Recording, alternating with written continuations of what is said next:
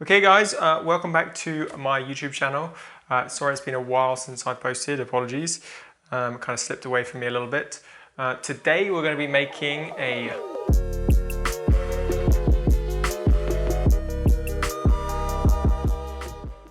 Right, so first of all, what we're going to do is we're going to make the red curry paste, which is going to go on the bottom of the curry. And for that, we've got a variety of ingredients here, but it's pretty simple. We're basically just going to loosely chop up all of these ingredients, put it in the blender and whiz it until it's a paste. But first of all, what we're going to do is we're going to toast our spices that's going to go into the curry paste. And so what we've got here is we've got a teaspoon of cumin seeds, half a teaspoon of coriander seeds, and half a teaspoon of black pepper corns. And I'm just going to grab some vegetable oil and we're going to heat up about 2 tablespoons of this oil, maybe a little bit more. And we're just going to toast these spices until they start to give off a little bit of fragrance. So I'm just going to whack these in here and turn this up a little bit. Right, while that's toasting a little bit, we're going to start to prep the rest of the ingredients. So we've got, 6 red chilies here. I'm going to use 5 of them and 1 of them for the garnish. But you can use more or less depending on how spicy you want. I normally go for about 5, but if you want to make it super spicy, 7 is like you're going to blow your socks off. And if you want to make it mild, I'd recommend probably about 3.5 to 4. And actually, I'm just looking over the spices now and it looks like they're basically done already. So I can see that the cumin seeds are a little bit browned off and yeah, we're done. So I'm just put this straight into, along with the oil. So you can just put the oil straight in to the blender. And be sure to get lots of spices all over your nice surfaces, just like I did. As I said, I'm going to put 5 chilies in here, red chilies. I'm just going to chop off the tops and then just loosely chop them. Really loosely, it doesn't matter, they're going to get blended. And then we just want to put it in here. And then we've got 2 red peppers. Now the actual recipe is 1 large red pepper, but these ones are quite small. I couldn't get any large ones, so I'm just going to use 2 of them.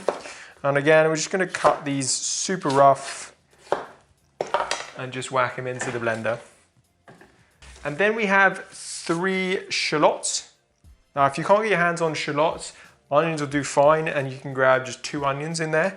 But these are quite sizable shallots, as you can see. And we're just going to remove the skins from these.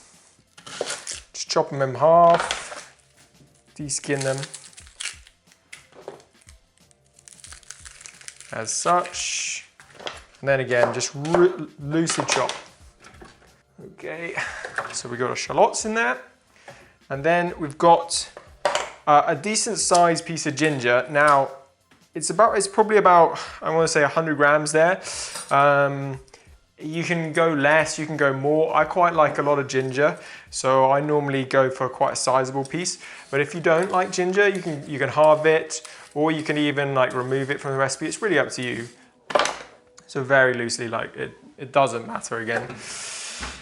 And then we're going to put in 6 cloves of garlic. Okay. Then we have 2 sticks of lemongrass. Love lemongrass, one of my favorite ingredients.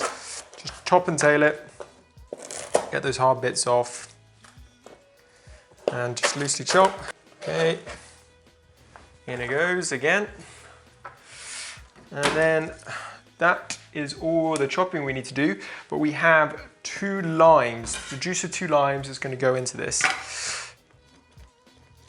Pour the juice straight in. And then we're going to add into the blender probably about 3 tablespoons of soy sauce. I'm not going to measure this out because I normally don't with soy sauce. I just kind of do it by eye, but it's going to be about 3 tablespoons. Yeah, it's probably good. 3 glugs is probably closer to what it is, really. And then we're going to add in a teaspoon of brown sugar. I've got here dark muscovado sugar. Really nice, really gives like a kind of deep undertone to the rest, the kind of the paste. And we're gonna have a teaspoon of turmeric in there as well. Okay, now it is time to blitz. Yeah, it's just gonna go into just a paste essentially. That's looking pretty good. I'm just gonna do a little bit of scrape down the sides just to get everything evenly incorporated. All right, smells amazing. I love that smell. Okay, now you can see what this looks like there. Now that recipe right there is good for red curry paste. So you can use that in whatever recipe you want.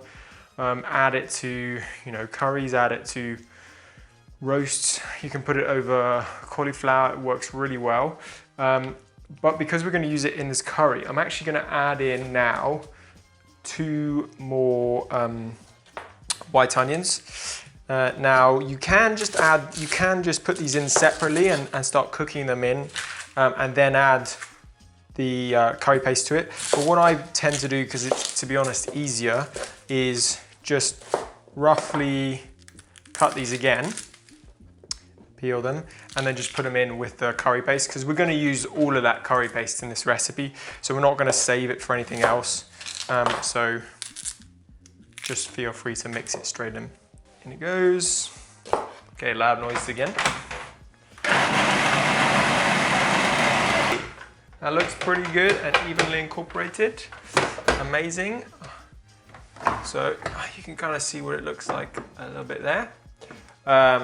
Yeah, this is going to be really good, and it's very, very simple from here onwards. Basically, that is the powerhouse that drives this recipe forward. So now we're going to move on to just prepping this, getting it ready, and we're going to start frying this and then mix it in and cook it off for about 20 minutes or so. So in order to prep this, cut the top and the bottom off first so it sits flat on the chopping board. Okay, so we're just going to cut down the middle of this, and you'll see that it's got a load of big seeds. I'm just going to grab a spoon to pull out the seeds. Pretty much done. And now we're going to take our peeler and just peel roughly the outside. Okay. Now, when you are cutting this, you can either dice it, you can either slice it. Realistically, it's up to you, it doesn't really matter.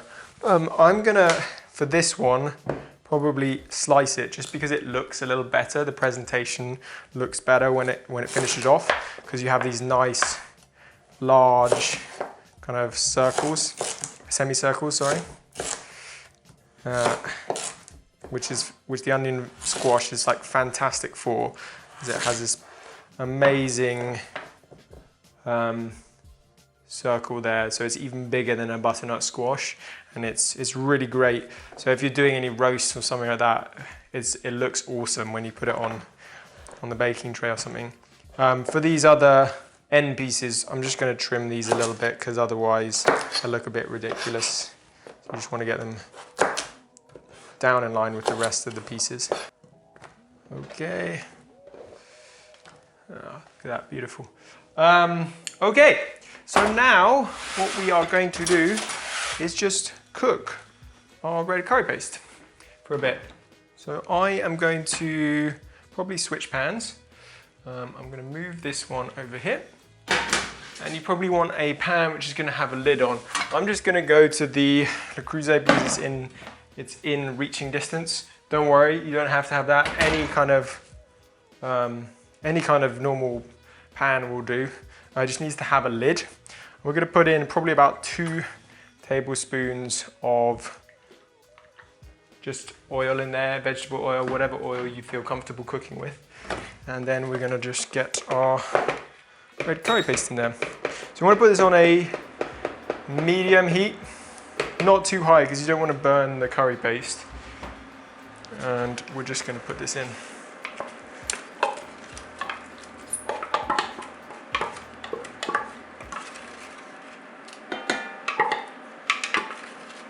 And to be brutally honest, you don't really need the cooking oil in there. You can just put it in without the cooking oil because it's already got quite a lot of oil in there if you want to make it a little bit healthier. But it just adds a little bit more flavor. More fat, more flavor basically. Okay. So you can see here that it's, you can't really because of the steam, but it's starting to reduce down and it's starting to get rid of that moisture. And a good way to tell if it's cooked enough is just grab a spoon and be careful, don't take too much. And you want to be able to really bite through those onions really easily. Those onions want to be very, very cooked. That's good. Oh, it's spicy though. I think the longer I leave those chilies out, the spicier they get. Okay, so now our chilies, our curry is looking good. You can see there, it's reduced quite a lot of the moisture. It's pretty soft, the onions. So what we're gonna do is put 2 cans of full fat coconut milk in. You can reduce to low fat. It won't impact the flavor too much. I would always recommend go full fat because it just gives you that just a little bit better texture all over and kind of flavor depth. But if you were looking out for your weight and you want to kind of make it a little bit healthier, yeah, you can go for the low fat variety. Just whack that in. Coconut milk is just it's just like a wonder ingredient. Makes anything good. Okay, so you can see there that should have probably chose a lower pan, but you've got all that coconut milk in there. Just mix it in. You want to mix it in until all of the coconut lumps and that kind of the fat at the top has reduced in. And just bring it to the boiler so it starts to bubble. And we're going to add in a kaffir lime leaf. Don't worry if you don't have a kaffir lime leaf or you can't find them or you don't want to use a kaffir lime leaf. Doesn't matter. It's still going to taste great. Kaffir lime leaf just adds a little bit extra in there, but it's not really necessary, don't worry. Also, the recipe on the site has Thai basil. And I know Thai basil is very hard to come by in a lot of mainstream supermarkets. Don't worry if you don't have Thai basil, you can just leave that out of the recipe as well. I don't have Thai basil today, I couldn't find it, so I'm not using it. Don't worry if you can't find it. Okay, so we're pretty much evenly incorporated there with the coconut milk. And it's starting to get to a rolling kind of simmer. And so what we're going to do is we're just going to take our squash and just place it in. Here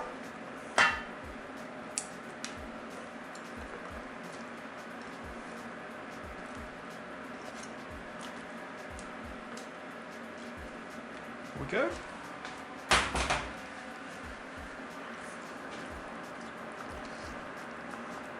Just push it down a little bit so everything gets under.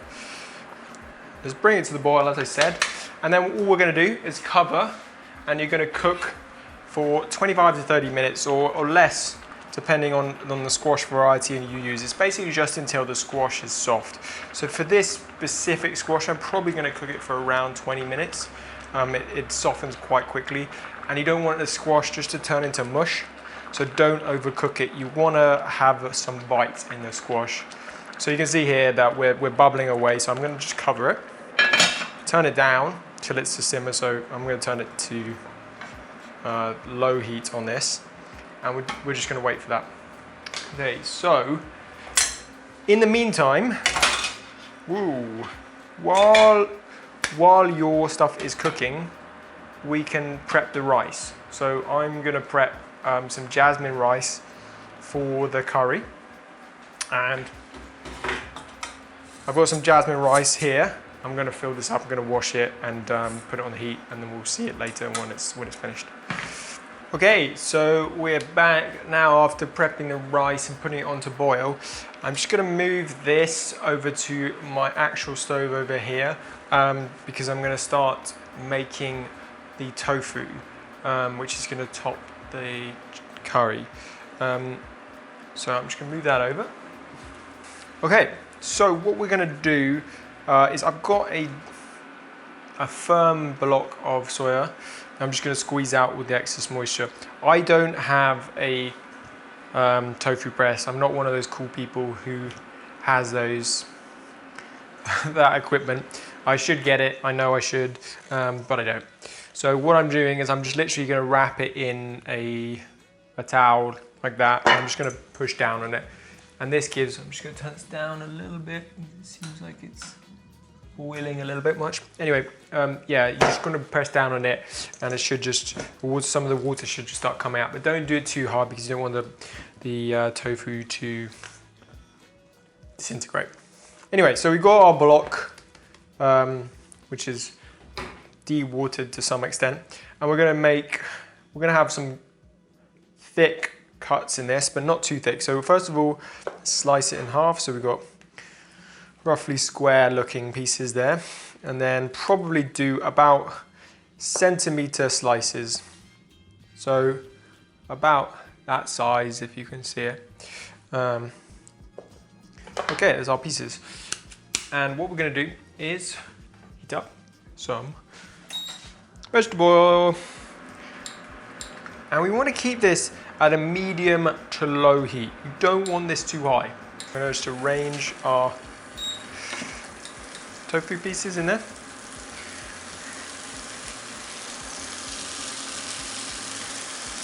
And we want to cook these basically about 5 minutes each side. So you want to do it quite, really slowly. Okay, so now our tofu has been about 5 minutes on one side. So let's just check that it's cooking. So yeah, so that's what you want to see. So I don't know, you can't really see that well, but we want a brown exterior just like that with a little bit of golden brown flecks in there, and then we can turn over all of these. All right, so we've turned over most of these now. There you go. Cook them for 5 minutes on that side, but now what we're going to do is I'm going to take a little bit of toasted sesame oil. You don't have to do this, it's not in the original recipe, by the way. I'm just going to pour it over. It's probably about maybe a teaspoon. And then we'll grab some soy sauce. And we're probably going to put about 2 tablespoons of soy sauce over the top of these.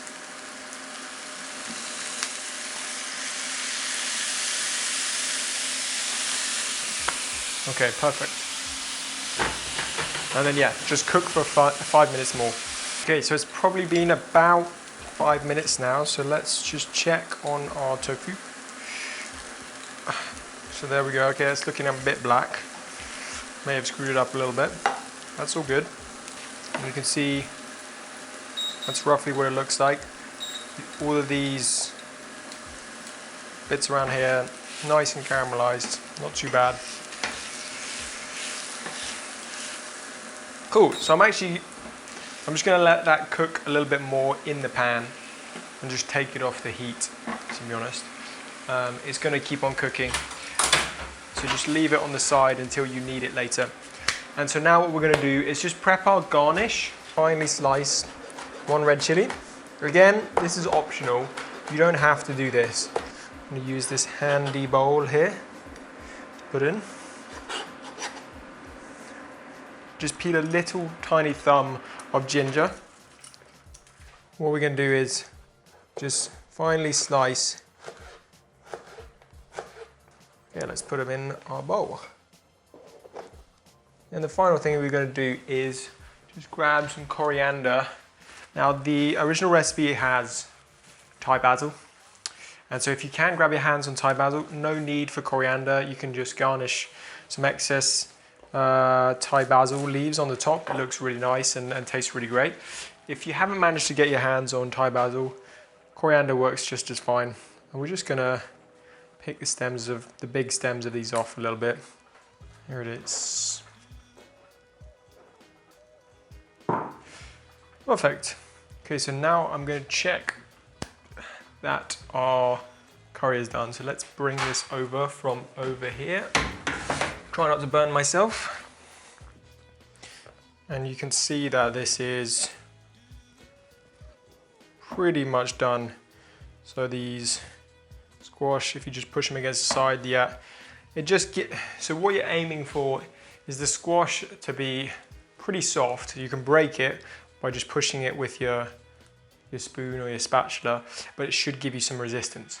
You don't want it so it's just all of the things are mush. And you can see that's really nicely thickened up that curry, so it's looking great now. And so got our tofu, got our curry. I'll grab the rice here. Our rice is done. Perfect. And so now all we got to do is plate up. What I'm going to do first is grab some of this rice. You can make it look nice and pretty using like a chef ring or a mason jar lid and make it look nice and circular. I'm not going to do that today. I don't have the time. I can't be bothered. It's going to taste great, whatever. Grab some of the curry, whack it on. 2 glugs should be good. Then we're going to grab some tofu.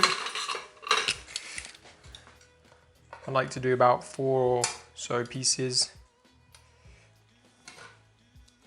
Just loosely scattered around the plate.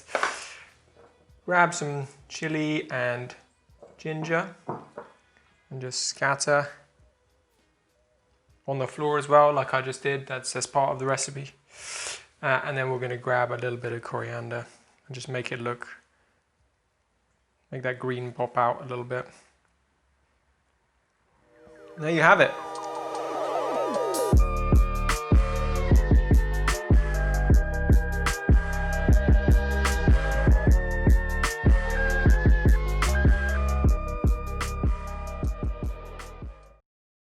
I hope you guys enjoyed it. Thank you for bearing with me. It's got quite dark now. It's been quite a long one. I apologize. Hopefully you've learned something. And if you have, or you have any questions, leave me a comment in the comment section below and I'll be sure to get back to you. I'm trying to do these more regularly now. Apologies again for the irregularity of posting before. And some of the upcoming recipes are super, super good. You're going to really want to tune in for those. So yeah, thanks again and tune in for next time. Adios. Thank you very much.